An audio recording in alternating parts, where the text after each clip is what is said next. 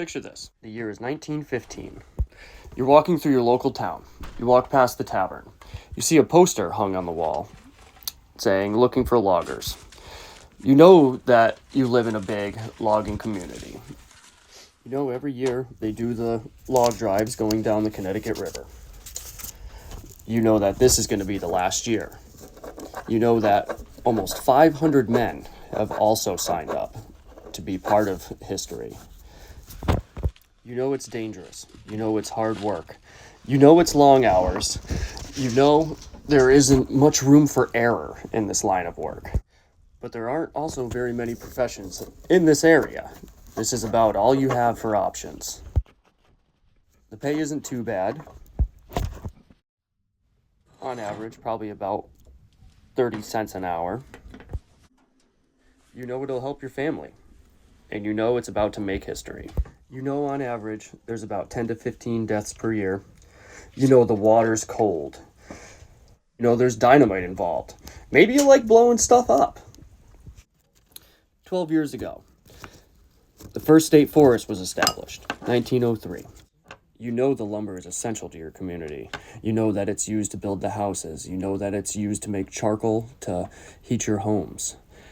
This is Forts, Farts, and Facts, and today we're talking about logging on the Connecticut River. Let's dive in. Bear with me, this is my first one. So anyway, year's 1915. You live in a little town. You want to help out your family. You're about 18 years old. You want to get into logging. You see, walking past stores and grocers and stuff like that, you see the signs that they're doing the final log drive. This was the last major long log drive that came down the Connecticut River. It started up in about Vermont, New Hampshire areas, and it went all the way down to Massachusetts and Connecticut. It supplied all of the hungry sawmills. You know that there's long hours. You know that it's like 15 hours a day. On minimum. I know some people work that now. I mean, sometimes I've been guilty of working that. But this is crazy work. This is like you're floating on a log rolling down the Connecticut River. These things are like 2 feet in diameter. They weigh hundreds of pounds, like some of them thousands of pounds. They're usually about anywhere from 8 feet long to, 20, 30 feet long, whatever they could get down the river. They would take these things, mark them blue on the ends to mark what company they came from. They'd wear these special spiked boots that were invented basically just for this. So like golfing cleats, climber cleats, something like that.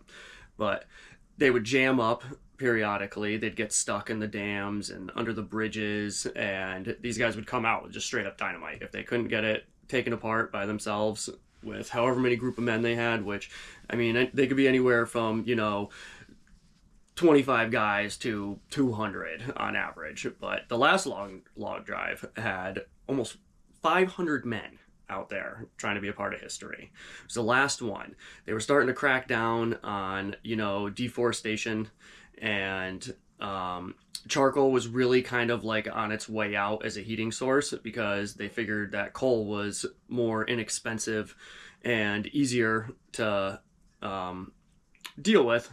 And it was also a better heat source. It burned longer and hotter, and, you didn't have to make it, essentially.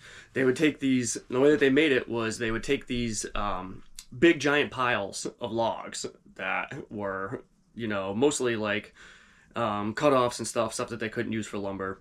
They would put them into these huge piles that were like 25 feet in diameter and like 15 feet tall, and cover them with wet leaves and grass and stuff like that, soak them down, and then they would just let these things smolder for like 30 days, watching around the clock to make sure that, nothing bad happened, like they didn't start forest fire or something stupid like that. But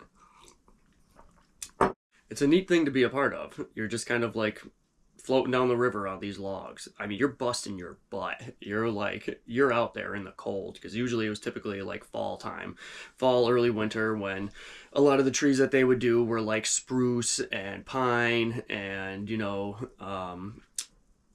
like the evergreens like that. And if you've ever touched one that's ever been cut, they are sappy. They make a mess.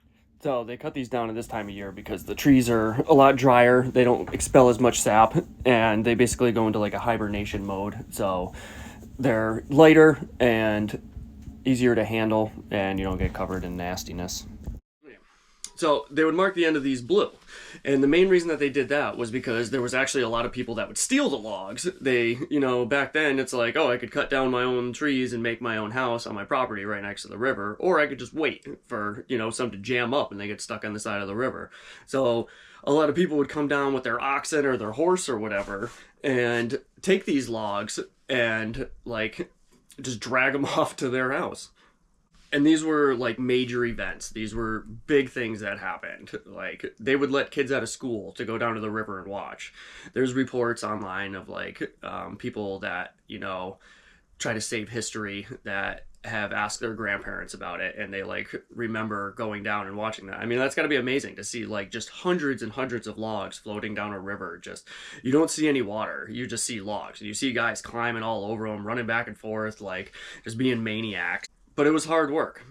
It was crazy. It was there were deaths. There were people that would slip and fall into the frigid waters. There were people that would, get pinched in between the logs. Obviously, they're working with dynamite, so that's never good. There's always risk with that. If somebody died on the river, they would just drag them off to the side of the riverbank, and dig a hole. And they would take one of their pork barrels, which is basically just a big, wooden barrel that they would use to salt pork in to preserve it. They would take those and they would use that as a makeshift coffin. And they'd bury these guys on the side of the river, the Connecticut River. And then they'd take their boots and they'd hang them up in a tree nearby just to kind of commemorate them. So it makes you wonder if there's any just random bodies that pop up that... Obviously, they'd be skeletons at this point, but, kind of make people wonder. I know a lot of people go tubing and boating down the Connecticut River. It's always washing and flooding. Another main reason they stopped doing it was because they started causing damage to bridges, meadows from the flooding when, they get kind of caught up. The smaller trees started to get harder to float. So America we demolished the forests. Especially in the New England area because it started so much earlier than other parts of the country. But it was, the supply and demand grows and the trees don't have as long to grow. They're smaller logs, so it's a lot harder to float, a little 6-inch diameter logs down the river when you only give them 5 years to grow versus, trees that were almost 100 years old that were 2 feet in diameter. They still kept doing log drives, but they weren't nearly as substantial. They were basically doing what they call 4-foot bolts, which are basically just smaller pieces of lumber that were less than 8 feet long, and those were more for pulpwood and stuff. Paper, cardboard, pellets, MDF, chipboards, and any type of paper products and stuff. Paper, newspaper, envelopes, all that jazz.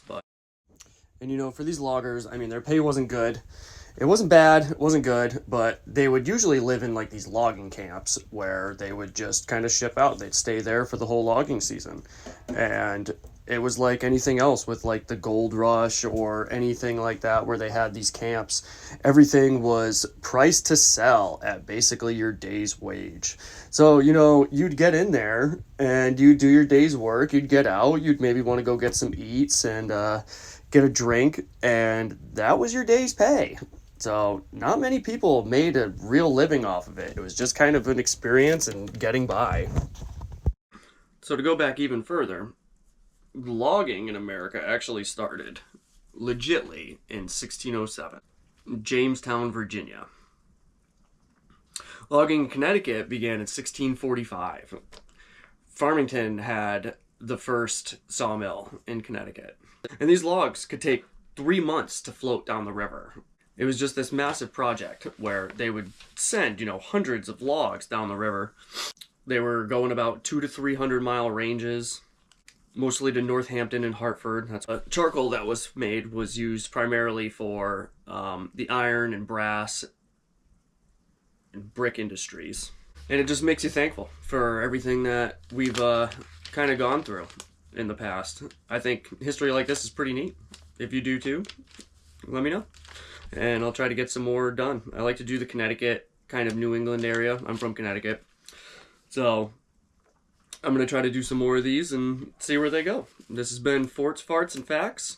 And if you actually are into, you know, kind of old stuff like that, there's a couple in Connecticut that you can go and see. There's a couple, like, really big old trees. There's the Pinchat Sycamore. Excuse me if I said that wrong. It's in Simsbury. And that one's between 200 to 300 years old. And then there's the Dewey Granby Oak, which is over 450 years old. So you can look those up and go check those out. I actually went and saw the sycamore in Simsbury with my wife when we were dating years ago, and it's pretty neat. So yeah, thanks. Have a nice day.